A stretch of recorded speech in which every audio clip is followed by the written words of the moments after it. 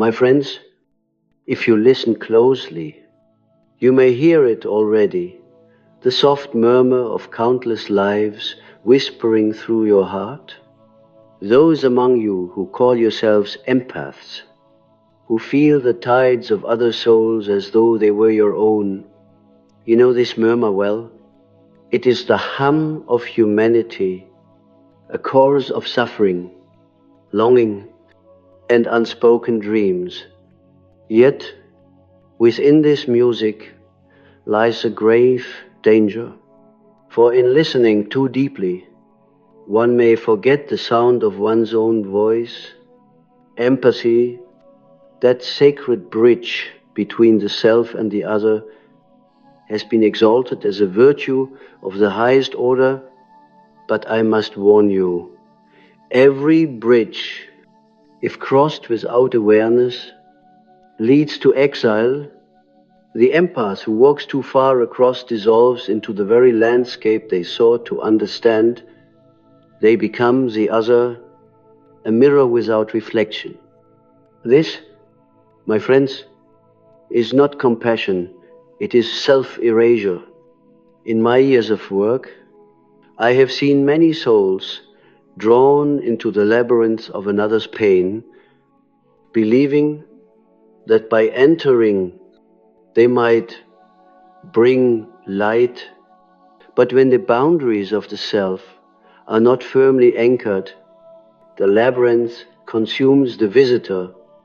The empath becomes trapped, wandering through the corridors of another's unconscious, forgetting which emotions are theirs and which are borrowed ghosts. You see, the psyche is not merely an island, it is a cosmos, vast and layered, filled with symbols, shadows, and ancient archetypes. Each individual carries their own constellation of meaning. When two constellations meet, there is illumination, yes, but also potential chaos. The empath, driven by a deep yearning to heal, to understand, often opens the gates too wide. They invite the archetypes of others to take residence in their own inner house. And soon the house is crowded with guests who never leave. Let me speak plainly. When you feel too much for another, when you take on their wounds as if they were your own, you are trespassing upon the sacred ground of individuation. You abandon your own path toward wholeness. The self, which must be cultivated through conscious integration, becomes diluted in a sea of foreign feeling. The empath, instead of walking toward the self, the divine center of being, drifts toward a collective fog, losing the distinction that makes true consciousness possible. I once had a dream of a vast ocean upon which countless small boats drifted. Each boat was a human soul, alone, yet surrounded by many. Some boats were sturdy, with strong sails that caught the wind of destiny. Others were fragile, taking on water, barely afloat. I saw some of the sturdy sailors leap into the sinking vessels, trying to rescue their neighbors. Yet soon, both began to drown.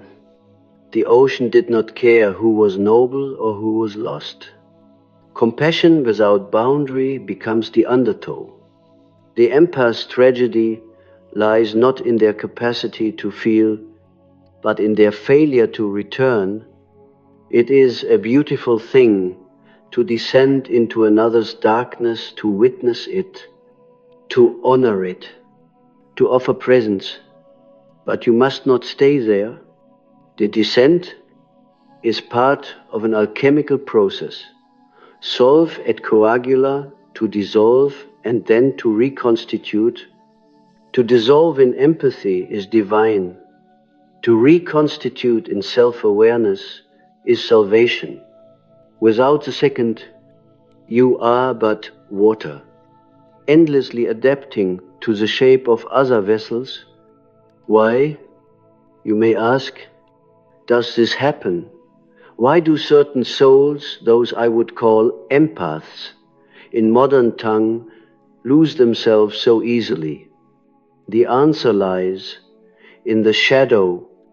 Empathy, when unconscious, is often born from a disowned need for recognition. It is the child who learned early that love was earned through attunement, that safety meant knowing another's moods better than their own. Such an individual grows to identify with the emotional landscapes of others, mistaking them for the map of reality. They become expert readers of the external world, but illiterate in their inner one. This is what I call the compassionate possession. The empath is possessed by the archetype of the healer, the savior, the mother. The collective unconscious projects these roles upon them, and they, in their longing to be useful, to be good, accept them willingly.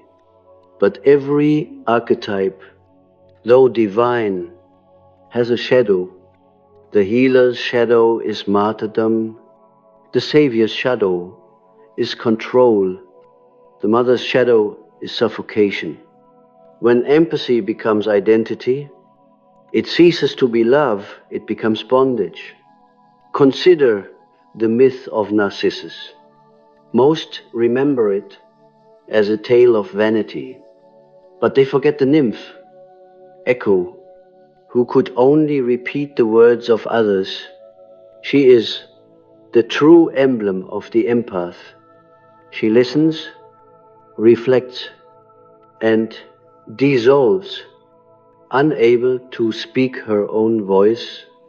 When she falls in love with Narcissus, she mirrors him until she fades to nothing but sound. In the end, she loses form, she becomes a resonance without substance. This, my friends, is the empath's fate. If they do not awaken, they become an echo of other lives, haunting their own existence. To be an empath is to walk with open skin. Every emotion in the world presses upon you like rain upon a wound. But sensitivity alone is not consciousness. Feeling deeply does not make one wise. Wisdom arises when feeling is balanced with discernment. When compassion is guided by an inner axis that remains unshaken amid the storms of others, the empath must learn to differentiate between resonance and merging. To resonate is to feel with. To merge is to disappear into. There is a reason, you see, that the ancient alchemists spoke of conjunctio oppositorum, the union of opposites. The empath's task is not to reject feeling, nor to retreat into cold isolation, but to unite empathy with autonomy, compassion with selfhood. Only then does love become transformative rather than destructive. Only then can the empath become a vessel through which divine compassion flows freely, without attachment or depletion.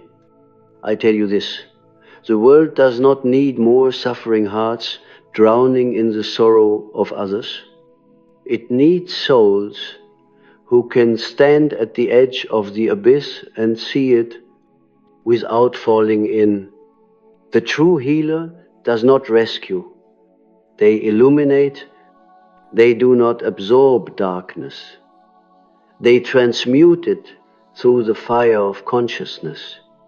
To do so, one must first know the architecture of one's own psyche, the boundaries of the temple within.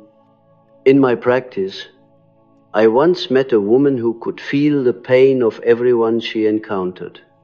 She spoke of strangers whose sorrows she carried home like invisible burdens.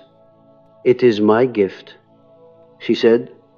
"I feel so that others don't have to." But as the years passed, she grew ill emotionally, physically, spiritually. Her body ached with the stories of others. I asked her once, "When was the last time you felt something that was truly yours?" She looked at me, confused, and began to cry. That, I told her, is where we must begin. The first act of healing for the empath is reclamation, the courageous retrieval of one's own feeling from the collective sea. It is not selfish to say, "This is mine." It is sacred. For without knowing what is yours, you cannot know what is divine. Individuation demands ownership of the inner world. To individuate is not to isolate, but to integrate, to become a whole vessel capable of containing both the self and the world, without confusion between the two. Empathy must serve consciousness, not consume it. It must be tempered by the realization that the soul of another is a mystery you may witness but never possess. To merge with another's suffering is to commit a kind of psychic trespass, even if born of love. True compassion allows space. It honors the autonomy of every soul's journey, even through suffering. When you intervene prematurely, when you feel, in order to alleviate your discomfort at another's pain, you rob both yourself and them of growth. Remember this paradox. The deepest form of empathy is detachment born from unity. When you know that all beings arise from the same source, you no longer need to drown in each wave to understand the sea. You stand upon the shore and recognize the rhythm of the tide within yourself. That is empathy in its mature form, compassion without confusion, love without loss. We are not meant to carry every story. We are meant to witness them, to hold space for them in the amphitheater of consciousness. The empath who has individuated becomes like a priest in the temple of humanity, one who listens deeply, yet remains rooted in the eternal self. They can walk among the wounded without absorbing the wound, for they know that healing does not come from identification, but from presence. And so, my friends, I offer you this warning not as condemnation, but as initiation. The world needs your sensitivity.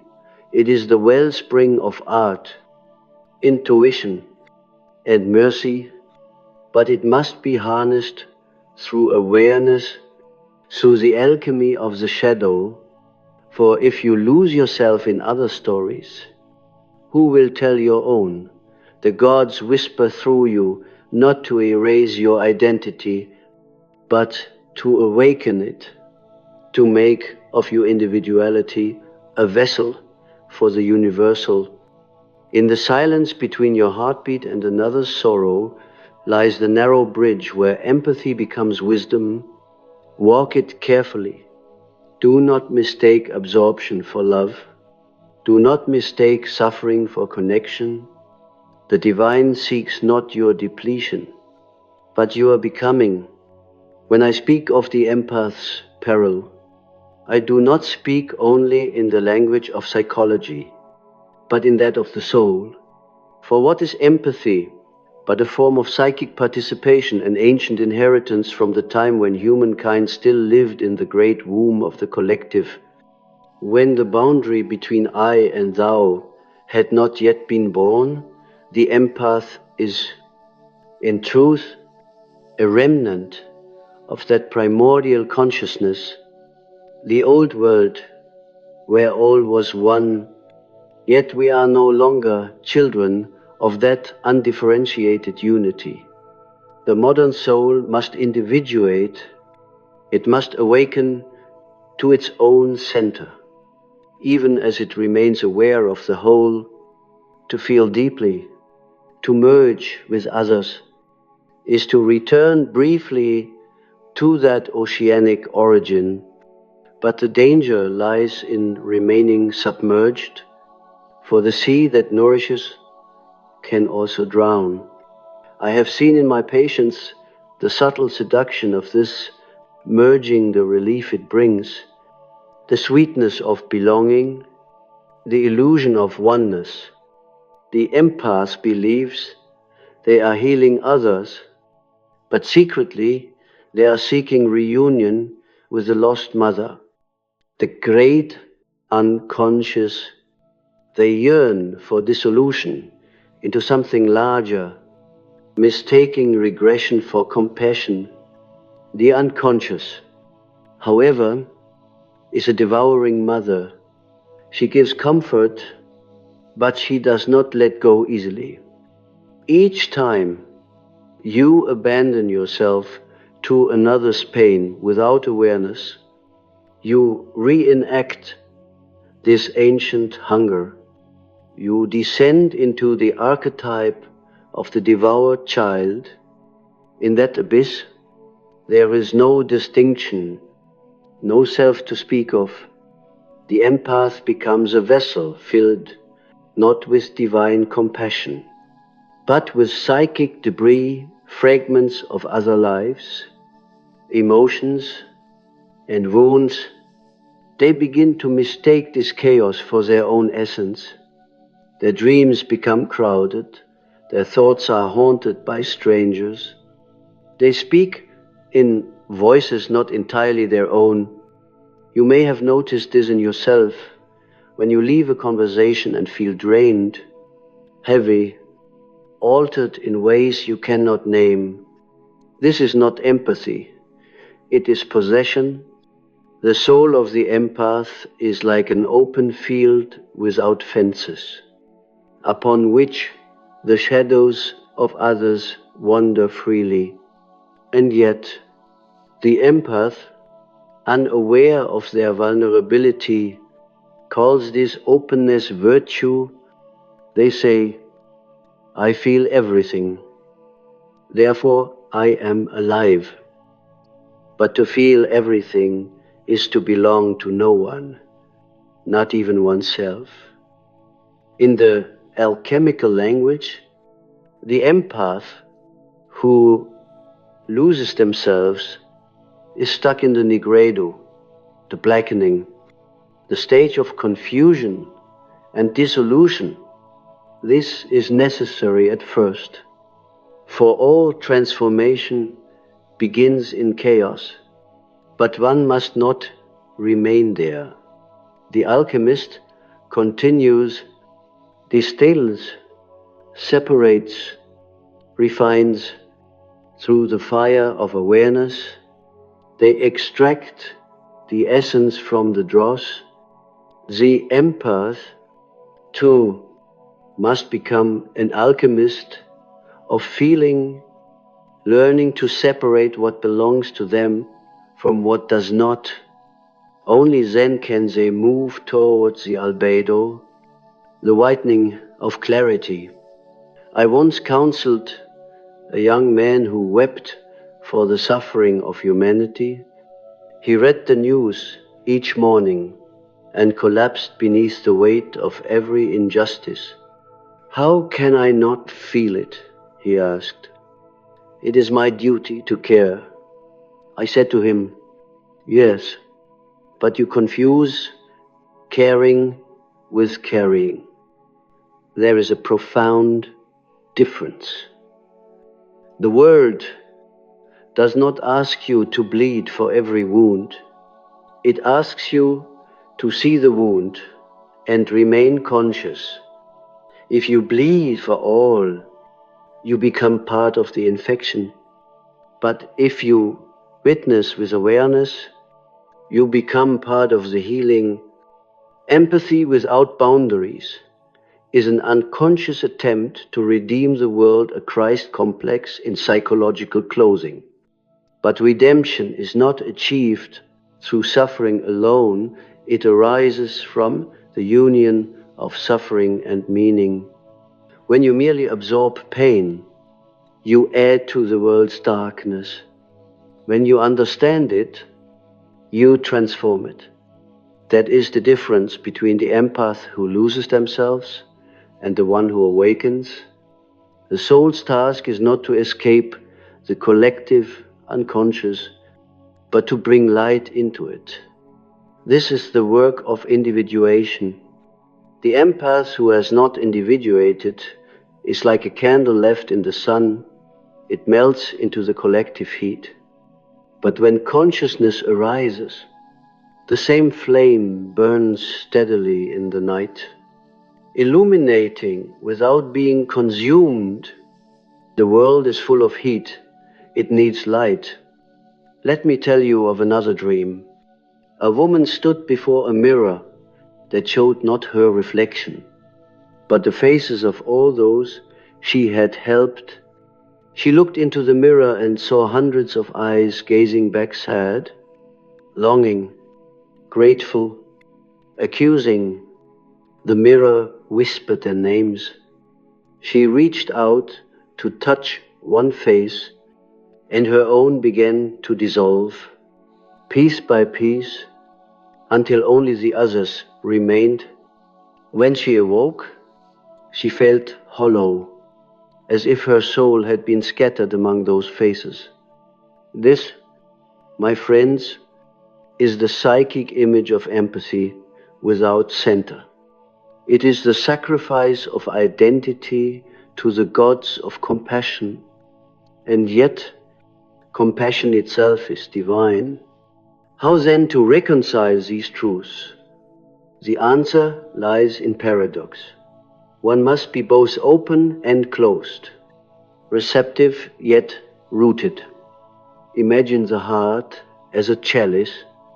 If it has no form, it cannot hold the wine of love. If it is sealed too tightly, the wine cannot be poured. Form and flow must coexist. The empath's initiation, therefore, is to build the vessel strong enough to contain the divine waters without losing shape. How does one do this? Through the slow labor of self-knowledge. You must learn the language of your own emotions. As a musician learns their instrument, you must know the timbre of your sadness, the weight of your joy, the rhythm of your fear. Only then can you distinguish the foreign melodies that drift into your consciousness. The unconscious is a crowded theater filled with voices, some yours, some ancestral, some collective. Without discernment, you become an actor speaking someone else's lines. In our age, empathy has been glorified as the highest moral virtue, yet few understand its shadow. The empath may appear saintly, but often beneath that sanctity lies resentment, exhaustion, and hidden rage. The soul, denied its own boundaries, rebels. It whispers, "What about me?" But the empath, ashamed of this voice, suppresses it. They wear the mask of the perpetual giver until the mask fuses to the skin. This is the birth of the wounded healer who cannot heal themselves. The true healer, however, knows that every act of compassion must include the self. To care for another while neglecting oneself is to defy the natural order. The psyche demands reciprocity. Energy must circulate. It cannot only flow outward. When you love without replenishing, you are like a well from which water is endlessly drawn but never refilled. Soon the well runs dry, and all who drink from it taste bitterness. There is a quiet arrogance in the unconscious empath, the belief that one must save everyone, that one's love is indispensable. This is not humility. It is inflation. It is identification with the archetype of the divine mother or savior, forgetting that the ego is but a vessel of the archetypal force, not its source. When you believe you are the source of healing, you challenge the gods themselves, and the gods will remind you, often painfully, that you are human. To serve the archetype without being devoured by it, that is the initiate's test. The empath must learn to relate to the archetype of compassion consciously, not to become it. The difference is subtle but crucial. When you serve the archetype, you act from a place of surrender and awareness, allowing love to move through you without claiming it as your own. When you identify with the archetype, you inflate, and the archetype consumes you. The saint becomes the martyr. The healer becomes the sufferer. The light bearer becomes the burned. It is a strange irony that those who seek to heal the world must first endure the wound of separation. Individuation begins with aloneness, with the realization that you are not the feelings of others, not their stories, not their salvation. This is painful, for the empath's greatest fear is isolation. But in solitude, you rediscover the voice that is yours alone, the divine spark that cannot be drowned by the collective tide. Only then can you return to the world, not as a mirror, but as a flame. When I speak of flame, I speak of consciousness. It is not cold detachment, it is luminous presence. To stand before another's pain with full awareness is an act of love far greater than sympathy. Sympathy says, I suffer with you. Conscious empathy says, I see you, and I remain whole. This wholeness is not selfishness. It is service to the divine order. For only the whole can heal the broken. Many of you here tonight feel that if you stop feeling others' pain, you will become heartless. This is an illusion born of guilt. You are not required to feel everything to be compassionate. The sun does not need to weep for the darkness to give light. Its very being illuminates. You, too, must learn to radiate without absorbing. This is not detachment. It is mastery of the emotional field. To achieve this mastery, one must confront the shadow of empathy, the secret satisfaction of suffering for others. It gives a sense of purpose, of identity. I hurt because I care becomes a creed, but hidden beneath it is the fear of emptiness, the terror of facing one's own unlived life. The empath prefers the drama of others to the silence of their own soul. In that silence waits the self, the vast, unknowable center of the psyche. To meet it requires courage far greater than to bear another's pain.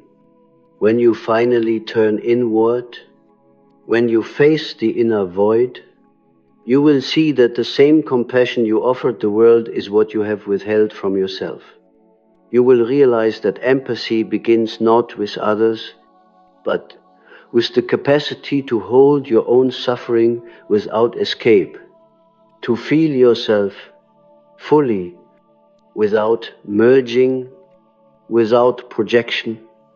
That is the initiation of the true empath.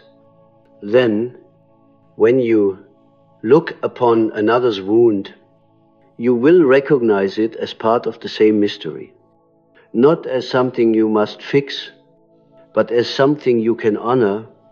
When we venture deeper into the mystery of empathy, we enter the territory of archetypes, the primordial images that dwell within the collective to unconscious and shape the patterns of our psychic lives.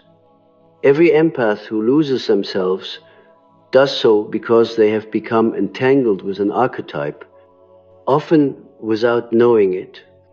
What they call love, healing, or sensitivity is in truth an ancient drama reawakening within their soul.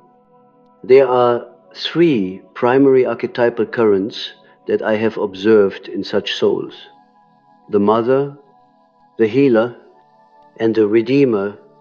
Each of these is divine in essence, yet perilous in identification. The mother archetype, when unconscious, compels the empath to nurture endlessly, to take into themselves the pain of others, as though feeding an invisible child. They cradle the world, but forget to cradle themselves. The healer archetype drives them to fix what is broken, unable to bear the sight of suffering without intervention, and the redeemer archetype fills them with the impossible longing to deliver others from their own darkness. But these archetypes, if not held consciously, consume the ego as fire consumes wax. The true danger is not the archetype itself, it is identification with it. When the empath confuses their finite self with an infinite symbol, they are overwhelmed by psychic energy beyond human scale. They begin to feel responsible for everything, guilty for what they cannot heal, and unworthy when they cannot redeem. This is not compassion. This is the inflation of the unconscious, the attempt of the ego to embody a god, and the gods, when impersonated, punish severely. They do not tolerate imitation. They demand reverence and distance. In dreams, this identification often appears as drowning, being buried alive, or becoming transparent. I once treated a man who dreamed he was walking through a forest where the trees whispered in pain. Their roots bled sap like tears, and he pressed his hands against each trunk, absorbing the wounds until his own skin turned to bark. Eventually, he could no longer move. He had become one of them. This was his psyche's image of empathy turned into bondage rooted in the suffering of others. Immobile in his own becoming, the forest in this dream is the collective unconscious, vast, alive, sacred. It speaks through symbols, Through myth, the empath's task is to walk through it as a conscious traveler, not as one of its trees, for if you root yourself in others' pain, you cease to grow toward your own sun. I tell you, the collective unconscious is a divine ocean. It contains all that has ever lived, every sorrow, every joy, every archetype. To enter it without awareness is to risk dissolution. But to navigate it consciously is to become what the ancients called a magus, one who mediates between worlds. The empath must become such a navigator, guided by the compass of the self, the inner God image that whispers, "You are not this pain. You are the one who witnesses it." The modern world, however, conspires against this realization. We live surrounded by noise, endless stories, tragedies, appeals for attention. The empath's heart, unguarded, absorbs it all. The media amplifies human anguish into a storm that never ceases, and the sensitive soul, believing it must respond to every cry, becomes spiritually fragmented.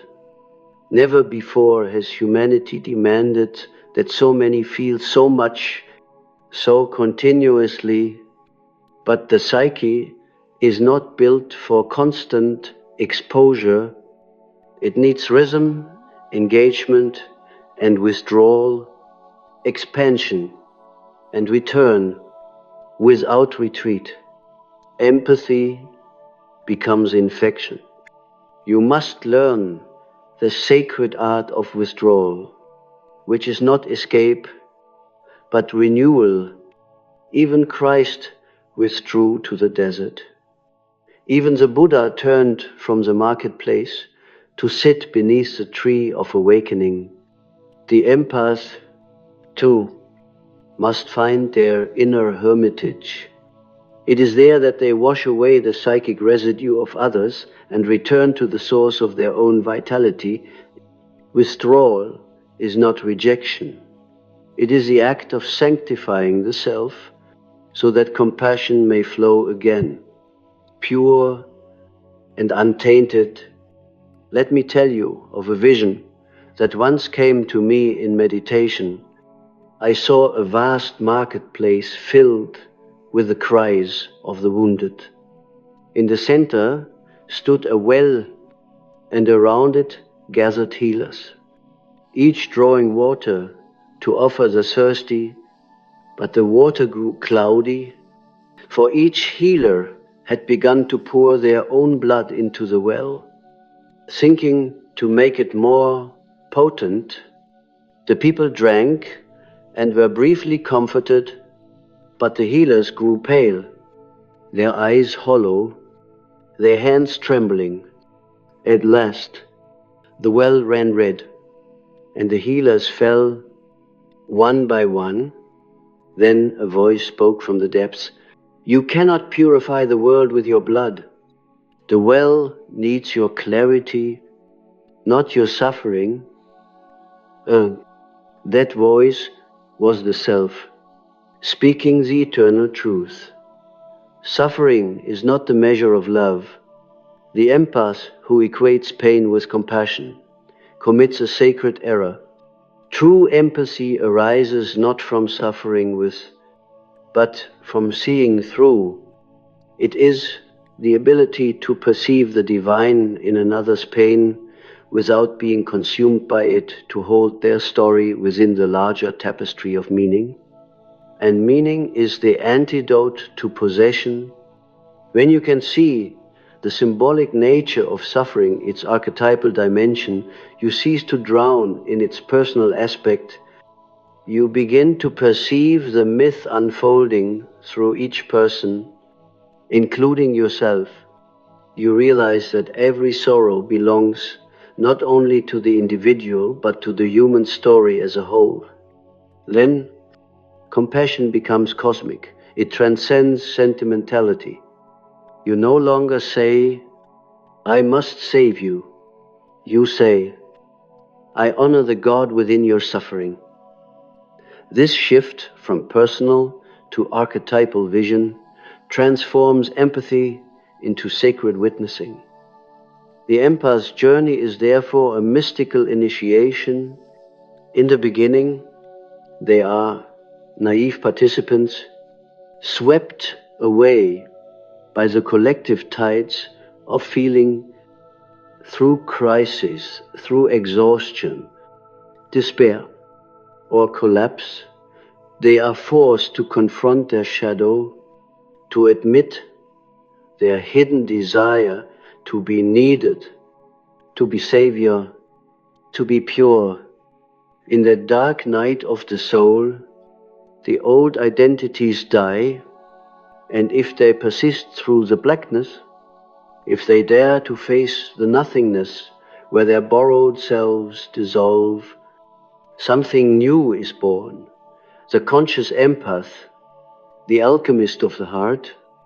This rebirth does not come through avoidance, but through confrontation with the shadow, for within every empath lies its opposite, the inner narcissist, the one who gives not out of love, but out of vanity. This shadow must be seen, not condemned. When you admit that part of your empathy serves your ego, you reclaim its power.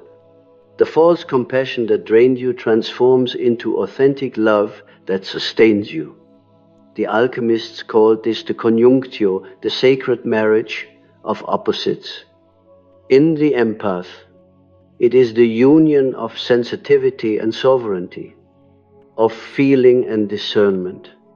When these poles unite, a new consciousness emerges, the consciousness of the self, which knows that all empathy originates not in the ego, but in the divine ground of being. At this stage, the empath no longer loses themselves in other stories. Instead, they see every story as an expression of the same eternal drama, the dance of light and shadow, of separation and reunion.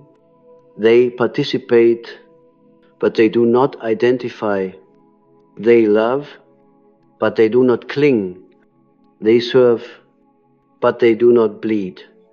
Their heart becomes a mirror that reflects without absorbing, a vessel that holds without spilling. And this is what I call sacred detachment, not coldness, but clarity. It is the stillness at the center of the storm, the eye that perceives without judgment. The conscious empath becomes like a tree beside the river, its roots deep in the earth of individuality, its branches open to the sky of universality. It gives shade and fruit, but it does not uproot itself. For the weary traveler, in the silence of this realization, empathy becomes a form of prayer. You no longer feel for others as an act of pity. You feel with the world as an act of communion. You recognize yourself in every face, every wound, every joy. And yet, paradoxically, this unity no longer dissolves you, it strengthens you. For now, you stand rooted in the self, that divine center, which is beyond both self and other. Remember, empathy without consciousness is fusion. Empathy with consciousness is creation. The first consumes, the second gives birth. When the empath finally awakens, they become a co-creator with the divine, shaping compassion into art, service, and wisdom. They no longer carry other stories. They transmute them into meaning, into beauty, into truth. And so, my friends, I tell you, to feel deeply is a gift, to feel wisely is grace. The gods have entrusted you with sensitivity, not to destroy you, but to awaken in you the awareness of life's unity. But that awareness demands form. Without the vessel of selfhood, divine compassion spills into chaos. Build your vessel, guard your flame, and let your empathy become not a wound, but a light that knows its own source. When we reach the threshold of the empath's transformation, we find ourselves standing before the oldest of questions: what is the purpose of suffering? The empath, more than any other, cannot turn away from this question, for their life is an unending encounter with the pain of the world. They feel it in the faces of strangers, in the tremor of a child's cry, in the silence of the forgotten. They walk among invisible wounds, and yet they must learn to see beyond pain, to perceive the divine pattern that underlies it. Only then can empathy evolve from bondage into wisdom. Every suffering has its secret purpose. It is the call of the soul toward expansion, the language through which the unconscious seeks consciousness. When you feel another's sorrow, you are touching not just their personal pain, but the collective cry of the human spirit striving toward meaning. But this contact must be sacred, not parasitic. The moment you claim that pain as your own, you rob it of its mystery. You turn divine transformation into emotional contagion. The true empath honors pain without owning it. They kneel before it, as before a god, knowing that their task is not to rescue but to witness. There is a moment in every empath's life when they must stand before their own mirror and see not the faces of others reflected there, but their own. It is a terrifying revelation. After years of living as a conduit for others' feelings, the silence of self-recognition can feel like emptiness, even death. But that silence is holy. It is the sound of the soul returning home. When you withdraw your projections, when you cease to live through the stories of others, you encounter what I have called the numinous void. It is the space in which the ego trembles before the vastness of the self. Many flee this space, rushing back into the comfort of other people's emotions. But if you stay, if you endure the nothingness, something magnificent begins to unfold. The self, that divine center which unites all opposites, begins to stir. You sense its radiance behind every feeling, its eternal stillness beneath every storm. It is here that the empath's gift is transfigured. No longer are you a sponge absorbing pain, you become a prism through which light refracts into color. The emotions you once carried now pass through you, revealing their hidden spectrum. Sorrow becomes compassion, anger becomes discernment, fear becomes intuition. Every feeling is an alchemical substance awaiting transformation through consciousness. To live this way is to live as a bridge between worlds, the human and the divine, the personal and the collective. The conscious empath becomes a priest of the psyche, not because they preach, but because they embody awareness wherever they walk. They bring presence, and presence itself heals. This is the mystery that so many overlook.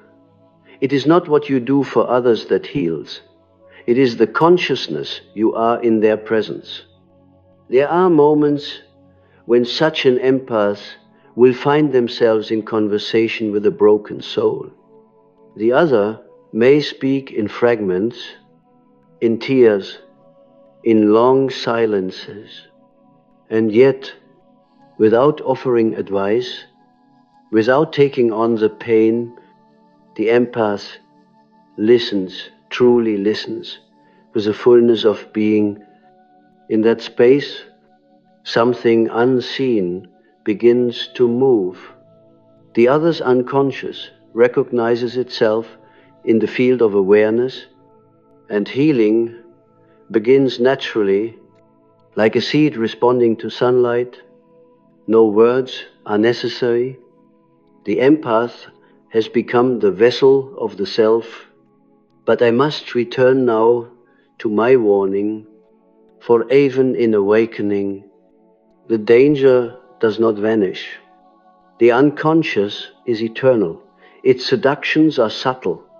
Even the enlightened empath can fall again into identification with a healer, with a guru, with a saint. Beware. Then the temptation to believe you have transcended the world's pain, that too is inflation. To be conscious is not to escape duality, but to dwell within it, knowingly. The true master carries light and shadow equally, never denying either. Do not strive to be perfect, strive to be whole. Wholeness includes imperfection. It includes moments when empathy overwhelms you, when you falter, when you forget. But each forgetting becomes an invitation to remember more deeply. Every descent into confusion can become a spiral upward toward wisdom. If only you remain aware. The psyche is not a straight path, it is a labyrinth. You do not conquer it, you learn to dance within it. I have said before that the soul is like a tree. Its roots are buried in darkness. Its branches reach for the light. The empath's error is to identify only with the branches, to seek light without acknowledging the roots. But the deeper the roots, the higher the branches can grow. To embrace your own darkness is the only way to withstand the light of others. Your empathy must arise from integration, not denial.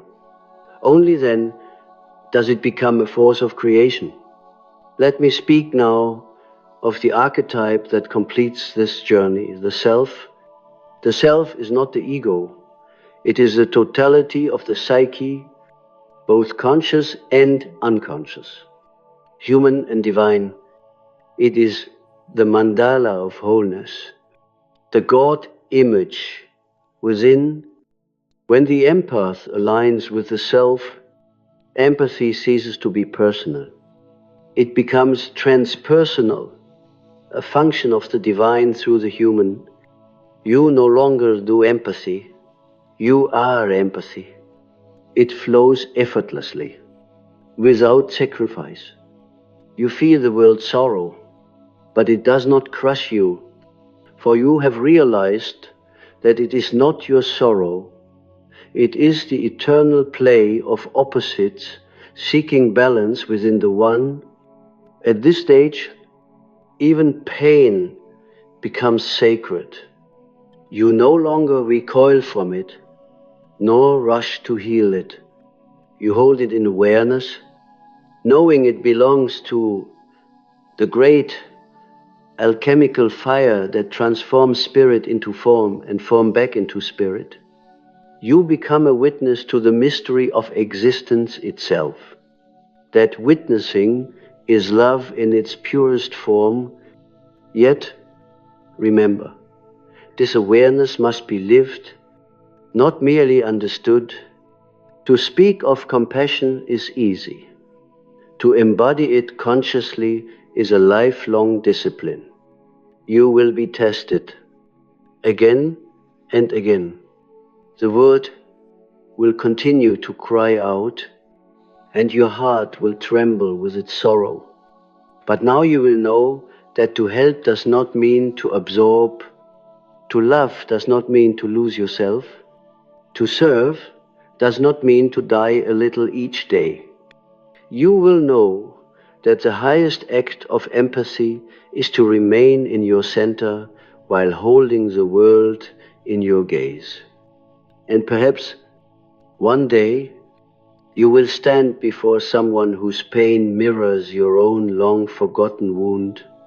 You will feel the old pull to merge, to rescue, to drown. But then you will remember, you will breathe, you will feel the self within you, vast and silent, watching, and from that stillness, you will simply say, I see you. Those 3 words, when spoken from the self, are among the most healing in the human tongue.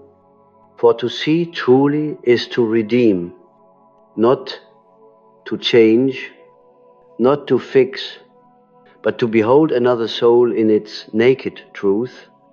That gaze, born of empathy and consciousness, united, is the gaze of the divine itself.